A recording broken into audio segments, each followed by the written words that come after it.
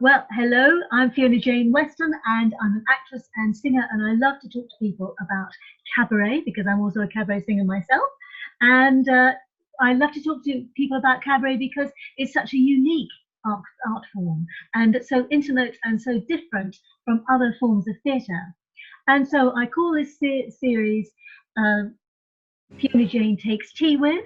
And today I am taking tea with the lovely Sally Mays. And she's sitting in America and I'm sitting here in London, which is so we are hoping everything will work out. It's the first time I tried to do it this way. We're tech savvy. Well, we're not really, but don't tell anybody. No. Time for that. Now, Sally is an award-winning Broadway star and has done all kinds of things, including, have I got this right, Sally? Did you originate Closer Than Ever off Broadway? I did. I thought you might have. Do you know why? I bought a CD years ago because I particularly love that musical. And I got it home, and there were you on the back. I had no idea. So I was delighted to see you there. Anyway, so Sally has done lots of things, including that. And in fact, your debut, was it not, with Cy Coleman's Welcome to the Club? And you got lots of awards for that. And Yes. What else have you done? She Loves Me. She Loves Me, that's right. Yeah, and you've got awards for that. You've done loads of stuff, actually. We'll probably spend all day going through your CV. But the most important thing to know about Sally, ladies and gentlemen, is that Sally taught me at Yale. So that was fun, wasn't it? So I am thrilled, really thrilled to be able to speak to Sally here today. Now, it's not just because she's my former teacher that I think she's marvellous. Of course she's marvellous. But also a lot of other people think she's marvellous. One critic said of her, if I can just find it here, described her as having the kind of rich theatrical voice that elevates a show tune. And get this one, Time magazine said, Sally Mays renders songs as richly nuanced as one-act plays. So who better could I speak to than Sally Mays about the art of cabaret singing? Gosh, I better live up to that, huh? Now, so Sally, what started you in theatre? What got you going in the first place? And what specifically led you to do cabaret? Oh my goodness, that's a bunch of questions. I started out, my daddy was a jazz musician and he taught me to sing from the time I could talk. I was standing in front of him, literally singing. And he taught me to sing like an adult. He never let me sing like a child because I had a big voice. And so I was doing it from the time I was phonating, literally from the time I could stand up and talk. And so I learned that way, and I just always knew I was going to be in show business. And then when I got into college, I majored in theater and learned to put my money where my mouth is. And I think that cabaret was a natural progression because when you put together a cabaret act, you're in charge of it. When you're an actor in somebody's play, you are basically serving the director's vision or the producer's or the writer's vision of what that piece is. When you put together a cabaret show, you're doing your vision of what you want to say. And so I've always been drawn to it when I wasn't doing theater. And it's such a beautiful art form when it's done well. And it kind of has an onus in the United States. I don't know why, but I have kind of been trying to change that because I don't think it's right. I think that when you see really good cabaret and really great cabaret artists, that it transcends anything that you would see in the theater. I think it's just as good, powerful, and theatrical. And so I love cabaret. Yeah, yes. And I do too, and you made it even better for me. You were amongst the members of the faculty there when we were at Yale. Oh, thank you. It helped me to understand it so well. Thank you for that. Well, that was a great group of people. It was a great group of people, wasn't it, that year? It really was super. Yeah. It is no more, it's gone now.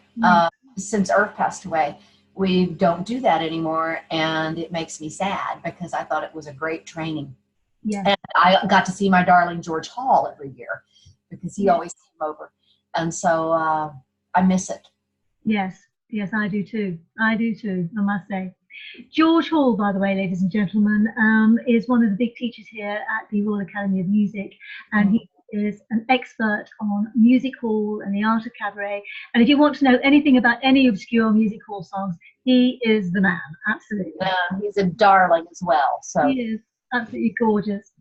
Okay, now, so do you have a particular preference in when you're doing performances? I mean, presumably you've done many, you have indeed done many things. Have you mostly done musical theatre, or have you done straight plays as well? Or I like to do plays as well. I'm getting ready to go. I just did.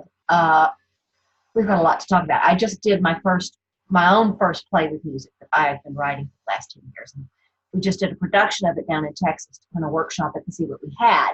And so I'm very excited about that. We can talk about that more later. But I also am going off to do a one-woman play this summer about Vivian Vance. Oh. I'm very excited about that. And yes, whenever I can do a play, I jump at the chance. Because, they always want to pigeonhole you in America. If you do this, then you must just only do this. You can't do that too. And so I don't like that. And so I've always kind of tried to bust out of that. And so whenever I get the opportunity to do a play, I jump at it. But I love doing musicals, and I have done a lot of musicals. So everything. An opportunity is an opportunity. So I just jump. Good for you. And in fact, actually, it's interesting to hear you say that, because we've always had the impression here that it's easier there to be accepted in doing both than it is here. Because there's no doubt about it. If you go into musicals here, it is much more difficult to be taken seriously as a serious actor.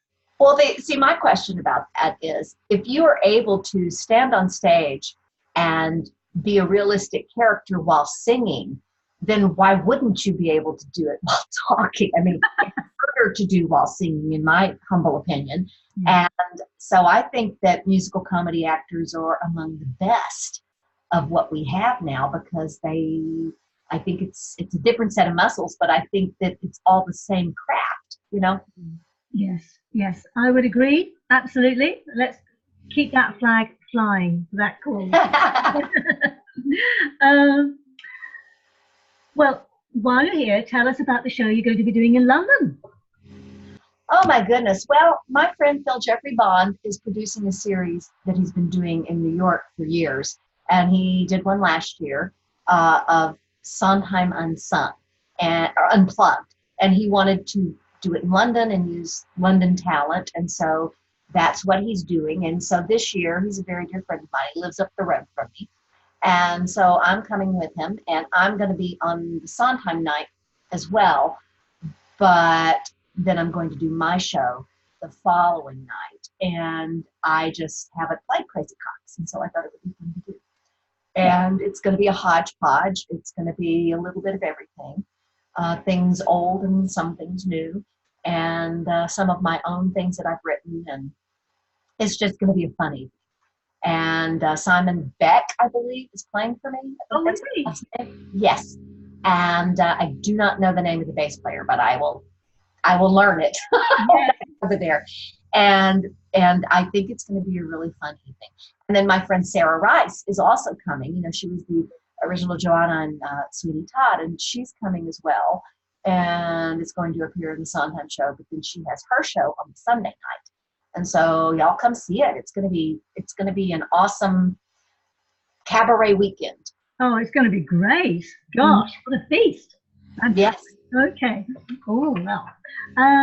Okay. Now, can you talk about what specifically defines cabaret for you? What does cabaret mean? I mean, apart from the things that you talked about before, the attraction, the fact that you have more independence as an artist. Yes. What makes a cabaret show as opposed to a concert? I think that there's an intimacy involved with cabaret. It's usually done in a smaller venue, but not always. And I think that the idea of sharing is big for me. It's the idea of sitting in the dark and telling stories to people and sharing a little bit of yourself with them. And I think that's something that we all need right now in very, very frightening times. I think we all need to share. And so for me, Cabaret is that. It's an opportunity for me to say things that I wouldn't get to say if I were just doing somebody else's theater piece. It's an opportunity for me to try new songs and try new types of songs. And, I've always been someone who likes to sing a lot of different styles. I am not limited to just jazz, or just musical theater, or just country. I like to do them all. And so that venue is a place where you can actually do that. And so it makes me really happy. And I also have a lot of friends who are writers, and they send me their stuff. And so I get to try out their songs. Whereas if I were doing a musical written by someone, I wouldn't get to do that. So it's just something that's always attracted me.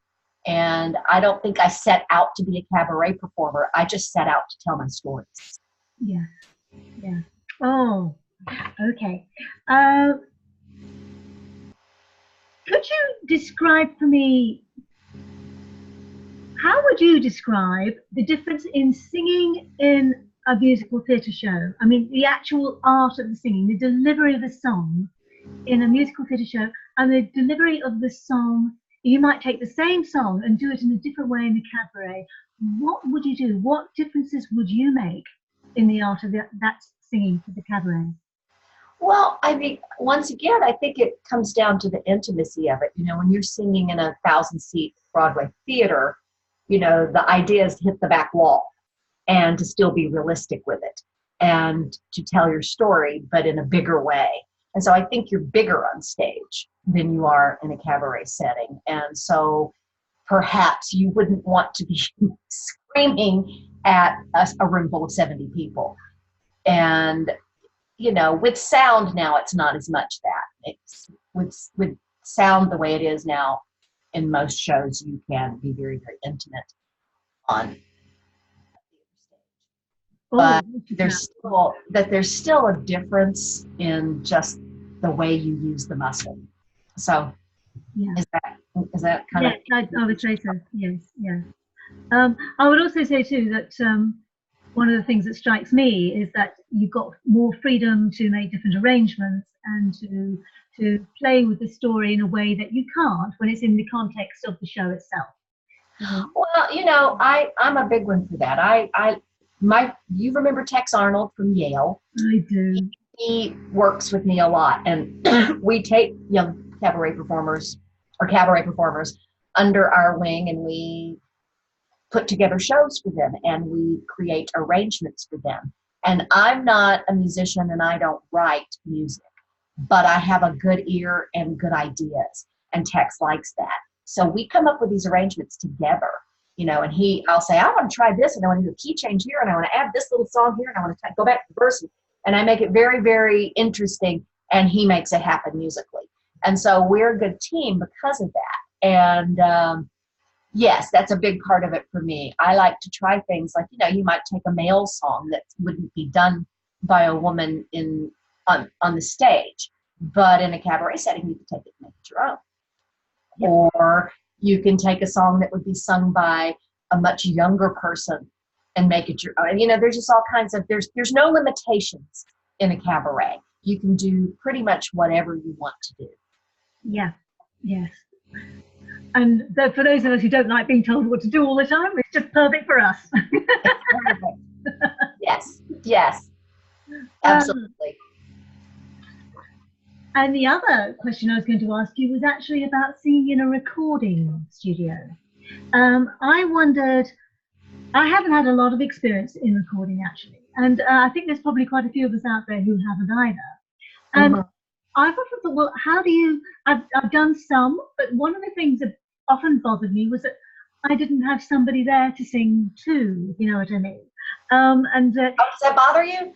Yeah, a little bit. I like to have an audience. Well, how do you find it? I will tell you a little secret. Of all the genres and all the different kinds of things that I like to do, being in the recording studio is my very favorite. I love it more than anything else. First of all, because the idea of it always being there. You know, when you do theater or you do a cabaret show, you do it and it's gone and it's in the air, and you know, the people that were in the audience remember it, but it's done. Yeah. And when you record something, it's there forever. Like when you tell me you bought the Closer Than Ever CD, that makes me happy. I recorded that like a really, really long time ago, and it's still being heard by people. And so that makes me really, really happy. And I've done like 5 CDs, and I love all of them for different reasons. And I can go back and listen to those arrangements, and I will always have those. And every now and then I'll hear one somewhere when I'm out, and I'll think, that's good. And so there's that part of it. But then there's also the creative part of it, to address what you were saying about wishing you had someone to sing to. Close your eyes. Close your eyes and imagine that person. Because to me, it's the most intimate, beautiful place. I love studio singing. It's my favorite thing. I would rather be in the studio than anywhere else. Wow. Do you have a studio at home? I do not. And that's something that I would like to address at some point, because I love it so much. You know, now with all the digital, you could pretty much have a studio in your house easily. So my husband and I are looking at microphones and looking at, you know, how we want to make our little office into kind of a recording studio, because I think that would be really cool. You know, do you remember, was Rick Jensen at Yale when you were there? I don't think he was. Rick Jensen is this piano player who's amazing, who has a studio that used to be in his apartment, but now he just has a little studio. And basically when you walk in, there's this little teeny tiny closet where you go and do your vocals. And then there is this huge grand piano, and nothing else much will fit in the room. But you can go over there and do demos, and he's a genius on the computer, so he makes it easy and fun, and it's affordable. So I'd like to have a studio like that, just something really simple where I can do my little demos. Yeah. Oh, wow. Oh, well, that would be marvelous, because then you can do more and more and sort of send them all out to us, which would be terrific. Oh, it's so much fun. And once you learn, it's like, I don't know how to explain this to you, but once you learn what you're doing in a studio and how to do it, it's just so cool to be able to instantly see or hear what you've done. You know, it's like, it's I would imagine that for people who do movies, that I don't know, I don't like to watch myself on camera. So, but I would imagine that it's a very interesting thing to watch the choices that you made as an actor in like a movie with a big role. And when you're doing an album, you're listening. And so you can go back and listen to what you've done. And it's so brilliant, because if you didn't get it right, you can do it again, or you can punch in on the place that you maybe didn't like the line you were singing. So it's just a very interesting art form, and I love doing it. And you should do more of it. Well, actually, in the next few months, I am going to be doing an EP. So, and it's been my first whole EP. Fiona, great. So it's I'm delighted to hear you talk about that, obviously, because yeah, and I will do all of those things. I can just see, yes, the closing of the eyes, and one little piece of advice: take one of your headphones off. Don't wear both of them. Take one off. Yeah, because it helps you with your pitch. When you are singing, it's a lot of people, when they wear both headphones, they have a pitch problem because they're not hearing themselves true in the room. So just move one off, and then you'll hear yourself in the room, and it helps with the pitch. That's a little tip from Sally. Absolutely. Ladies and gentlemen, you're getting extra value today. Not just cabaret singing, but the art of recording. Oh, that's terrific. That's lovely. Okay, yeah, that's going to be very inspirational for lots of people. I am so looking forward to seeing you at the end of the week. And Simon. I am too. Yay, it's going to be so fun. Yeah. I'll have a good time. Yeah, and George will be there too. And I don't get to come over there often enough. And I love it over there. Love it. And so, you know, I'm going to do all those touristy things like go to the Tower of London and the Eye and all that stuff, because I have to. Oh, yes. Oh, yes, yes. It's all here waiting for you, definitely. I know. So all of that. And we will have a real cup of tea there, and not just a virtual one, ladies and gentlemen. I really do have my tea. Yes, I do. And I have my caffeine. She has her caffeine, her own version thereof. And, it's whiskey, Fiona. Don't you know that? All we actresses drink. No, I'm kidding. I like all our secrets today. I like a glass of Coke Zero in the morning, so that's what mine is. Ah, is that what that is? I have that over there. I don't know what I'll do if you don't. I think I'm sure we do. Yes, don't worry. I hope so. I hope so. Oh my goodness. I can't even tell you where I'm staying. Not, I shouldn't say that on this anyway, but I don't know the hotel. So I'm looking forward to all of this. We'll see. All right. I am having dinner at the Savoy. Oh, So, darling. yes. So Oh, that's going to be lovely. That will be I am going to try to take George out to dinner if he's available. So. Oh, I'm sure he will be. Who could refuse it, Shadi? Who could refuse it? I love him so much. He's the best. And I haven't seen him in way too many years. And so I'm really looking forward to it. Yes. You know, our darling Miss Carol Hall and our darling Miss Julie Wilson, they're both gone now. Yeah. And it's tragic. And so I want to see my people. I want to make sure that everybody's okay. I think that George is really healthy and doing really well. And I just want to give him a big hug. Yes, absolutely.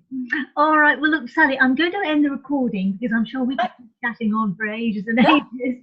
But thank you so much for doing this. And it's thank you. To have. It's going to be fun. Yeah, and it'll be interesting to see how it works out. Ladies and gentlemen, as you probably, I've done a little bit of these. Now, you all know that I'm not great on tech, but I'm getting there. I'm getting better. But hopefully, there'll be a little link below where I can sort it all out. But anyway, at the moment, we'll just stop the recording and I can talk to Sally in peace and not worry about all this techie stuff. Thanks for joining us. Thank you. Sure, hold on one second.